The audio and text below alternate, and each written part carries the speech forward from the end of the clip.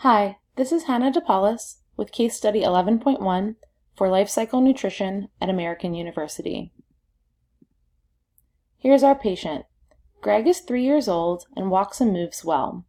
However, he hasn't yet spoken his first words, which is atypical over 18 months.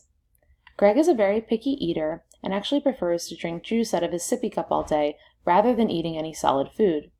When he will eat actual food, he will only eat with a spoon and won't touch any food with his hands. He only likes certain things, and if he's offered food he doesn't like, he will throw a tantrum and refuse to eat it. Greg also doesn't like to eat around other people. Greg's medical history. He was born full term and has had 3 ear infections, but no major illnesses or cause for concern. Despite his picky eating, Greg is consuming adequate calories each day. Greg is also currently in speech therapy. Question 1. What are the signs that Greg's feeding problems might be speech-related?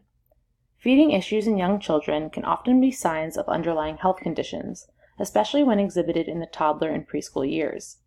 Feeding problems are typical in children who are later diagnosed with a chronic condition. Therefore, it is very important that Greg's practitioner helps his parents get to the root cause of his issues sooner rather than later.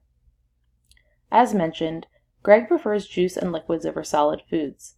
The solid foods he will eat, such as macaroni, crustless white bread, and mashed potatoes, are mostly soft-textured and mild in taste. These are the preferences of a child closer to 1 year of age. The foods that Greg dislikes, such as vegetables and hamburgers, require more advanced oral skills. This, coupled with the fact that Greg has not spoken his first words, indicate that his food intake preferences might be speech-related. Question 2. Because Greg is growing well and meeting energy needs, why not just wait for him to mature to accept other foods? Further delay in addressing Greg's issues with food may prolong addressing a more serious issue with his speech. While he is growing well and meeting calorie needs, he is not accepting different textures and is consuming very little nutritious food, which could affect his eating habits and weight later in life. Furthermore, Greg may have a speech issue that could hold him back from progressing academically and socially if not addressed. Question 3. Why would there be concerns with the pediatrician's statement that Greg will, quote, eat when he is hungry?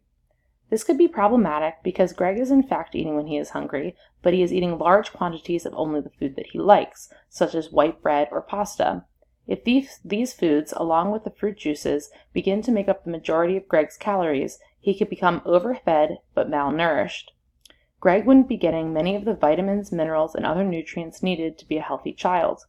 Eating this way could not only perpetuate Greg's poor behavior and his use of food to control others, but put him at risk for insulin resistance, early onset diabetes, and other nutrition-related problems.